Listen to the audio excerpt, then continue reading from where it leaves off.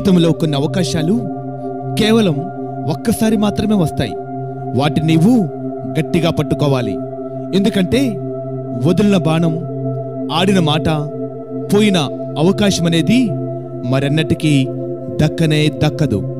అందుకనేమో యెషయా గ్రంథము 55వ అధ్యాయము ఇలా చెప్తుంది 6వ వచన భాగంలో, యెహోవా మీకు దొరికే కాలమందు ఆయన్ను వెతకండి.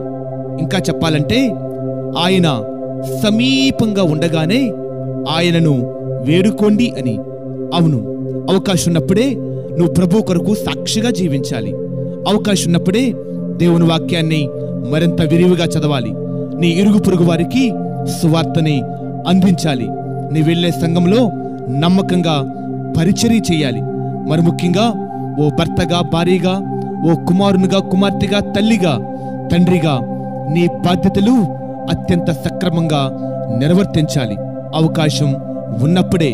అవన్నీ అయిపోయిన తర్వాత, జార విడుచుకున్న తర్వాత నువ్వెంత మొత్తుకున్నా మరలా అవి తిరిగి రానే రావు. ప్రాచీన కాలంలో గ్రీకు సామ్రాజ్యంలో ఓ శిల చెక్కబడింది. దాన్ని లీసిఫస్ అనే ఓ గొప్ప శిల్పకారుడు చెక్కాడు. చెక్కిన తర్వాత కింద కొన్ని మాటలు కూడా రాయబడ్డాయి. ఆ మాటలు ఇలా ఉన్నాయి: నిన్ను కలగచేసింది ఎవరు అని.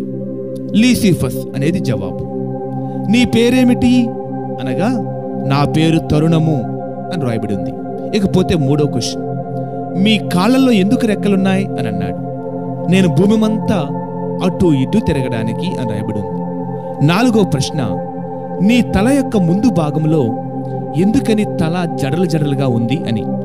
దానికి జవాబు, నేను ఒక్కసారి ఎగిరిపోతూ ఉన్నప్పుడు మనుషులు నన్ను చక్కగా పట్టుకోవడానికి అవకాశం కొరకు తల ముందు ఉంది అని చెప్పిందట. ఇకపోతే ఆ తల వెనక భాగం మాత్రం చాలా బోడిగాను మరియు నునుపుగాను ఉంది. మరి ఎందుకని నీ తల వెనుక భాగం ఇలా నునుపుగా ఉంది అని అడిగితే ఆ కింద జవాబు ఇలా ఉంది: నేను గనక ఒక్కసారి వెళ్ళిపోయిన తర్వాత నన్ను పట్టుకోవడం ఎవ్వరి తరమూ కాదు అని. వినండి, లీసిఫస్ చెక్కిన ఈ శిల పేరు తరుణము అని. అవును, అది ప్రపంచమంతా తిరుగుతుంది.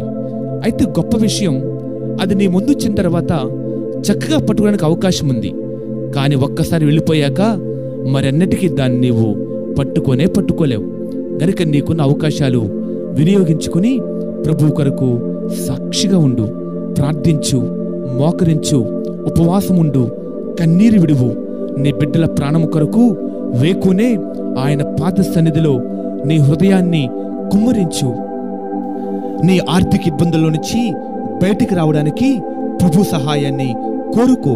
నీ ఆరోగ్యం కుదుటపడ్డానికి దైవిక స్వస్థత కొరకు ఆశపడండి. కారణం, ఆయన సమీపంగా ఉండగానే ఆయన వేడుకోండి. ఆయన తప్పనిసరిగా జాలి, ప్రేమ మరియు కనికరము గల దేవుడు నీ జీవితంలో కార్యాన్ని చేయడానికి ఎదురు చూస్తున్నాడు కూడా, నీవు వేడుకోగలిగితే. ఆమేన్.